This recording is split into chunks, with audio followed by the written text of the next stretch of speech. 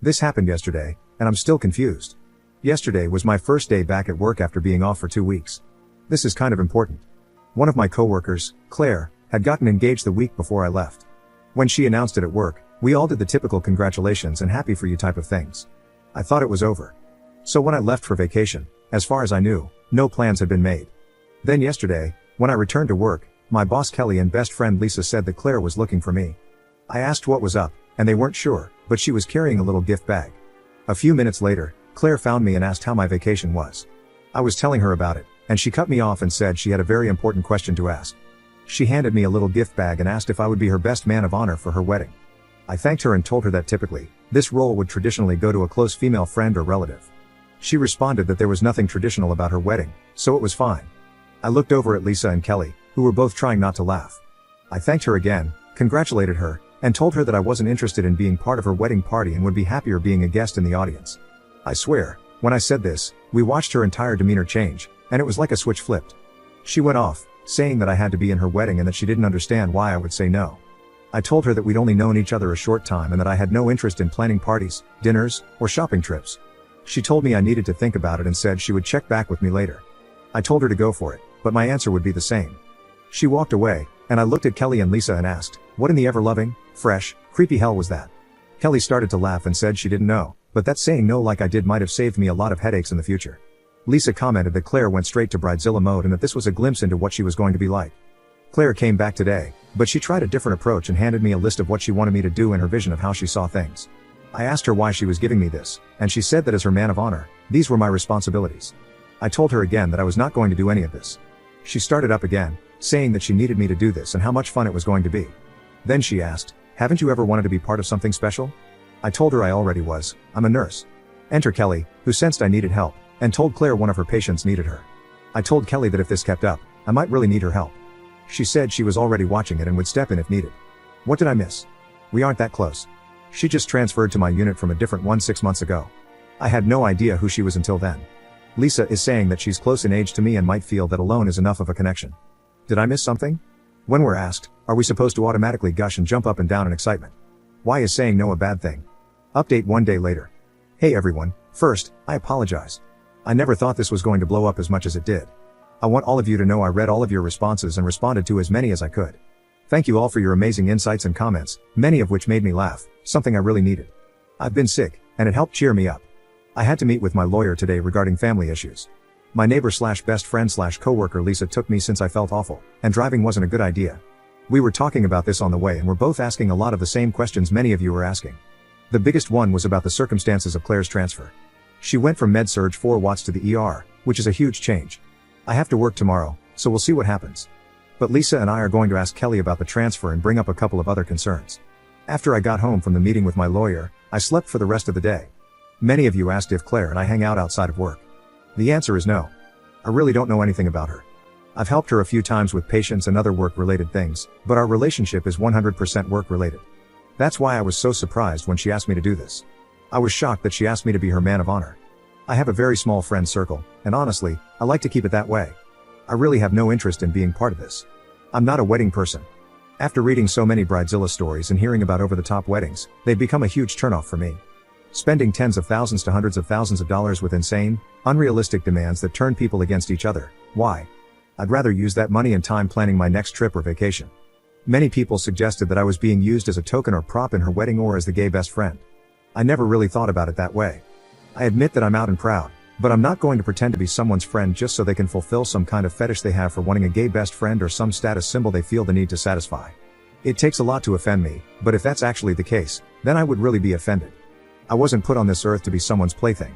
A lot of people speculated that maybe she doesn't have a boyfriend. She does. She's brought him in before. If she has any insecurities, I don't understand them. She's attractive, smart, and knows her stuff, so I'm at a loss as to why she's acting like this. Many people suggested going to HR. I'm starting that process with my boss Kelly. She's fully aware of the situation since she was with us when all this happened. She told me she's keeping an eye on things and will step in if I need her to. I trust her completely. While Kelly and HR can manage the situation within the hospital, they can't control it on a personal level if Claire were to, say, follow me home or something like that. So I think that covers it all. I wish I could say this is over, but most likely, there's more to come. Second update 2 days later. This intro is going to be long, But I'm telling you this for a reason, and later in this update, it will make sense. I'm hoping this will be the end of this whole situation. I was born into a family where I was referred to as an issue that needed to be dealt with. I lived in the shadow of my sister, who was the child my parents wanted. They only wanted one child, a girl, so dad would have his daddy's girl and mom her little princess. Then I came along. Keep in mind that I'm 23, so back then my parents had options but chose not to use them. Instead, my parents raised my sister, and I was raised by a nanny, who, even to this day, is one of the biggest influences in my life, and I am so grateful for her. She helped me through so much. I've realized, all these years later, that by being referred to as an issue that needed to be dealt with, my parents deprived me of my humanity, individuality, and self-worth. I think that's why I've worked so hard to establish myself in my career and life, as a way to reclaim my identity and not just be that issue that needed dealing with. This past Thursday, things came to a head with the bridezilla known as Claire, and the truth came out. My best friend Lisa has been sticking close to me when we worked together in case Claire started something. We weren't sure if she'd drop it or start up again. I was really hoping it was done. But she had to try once again. I've been sick, and I had a busy morning, so I just wanted a few minutes to go to the bathroom, grab a quick snack, and maybe breathe. Claire came up with her list and asked if I had a few minutes to talk about the wedding planning. I looked at her and told her again that I was not interested in being part of her wedding, I was not going to help in any way, and that she needed to drop the subject and leave me alone. Once again, she went on about how I was going to do this and how much fun it would be. So I asked, why in the ever-loving, fresh, creepy hell is it so important for me to be your man of honor? I'm not interested, and I'm not doing it. And, as many of you predicted, she was indeed planning on using me as a token or a plaything. She threw together all the messed up gay stereotypes that exist in society into one sentence. What modern liberal woman isn't going to have a gay bestie on her arm for special events?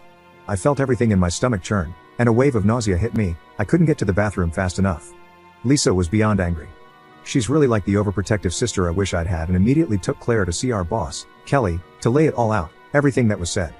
I wasn't in on that conversation, but Lisa and Kelly filled me in afterward. Kelly came to check on me, and I was still hiding in the bathroom. She knocked on the door and asked if she could come in. I asked her for a bottle of water first. While I was waiting, I realized two things. First, I realized why I'd chosen not to hang out with Claire and why I didn't like her. I couldn't put my finger on it before, I just knew there was something that gave me the heebie-jeebies. But now I realized that I didn't like her because she reminded me of my sister. While Claire is educated and employed, she doesn't care about other people or their feelings. She's like my sister in that if she wants something badly enough, she'll figure out how to get it. The second thing I realized was that she did to me exactly what my parents did. She completely dehumanized me, reducing me to an object or token for her purposes. I was just a plaything to her. What really gets me is that, just like my sister, Claire doesn't think she did anything wrong and believes I'm being too sensitive or a delicate snowflake. The next day, an emergency meeting was held at work, and Claire was suspended pending investigation. They're also considering a transfer for her. Kelly has requested that she be terminated, but the director of emergency nursing said that would be a last resort. She's looking into options, which could include transferring Claire to a different hospital or facility. This didn't sit well with me. I asked what would happen if she did the same thing to someone else. She didn't really give me an answer but said she still needs to look into a few things, so for now, Claire is suspended. Anyway, that's where things stand. I'm still pretty sick and had to work this weekend. I'll try to respond if I can. Thank you all for the amazing support. I'm going back to my lawyer to see if he can arrange for a cease and desist letter to make sure she doesn't contact me. Heading to bed now. Have a good night. Edit. I keep forgetting to thank my boyfriend. He has been with me through all of this, mostly in the background. At first, we were laughing about it, but when everything went down on Thursday, he was there for me. Lisa was able to get him away from his unit for a bit so I could have that reassuring it will be okay boyfriend hug. He stayed with me a couple of nights, helping me through being sick as well. So yeah, I'm very lucky to have such great support.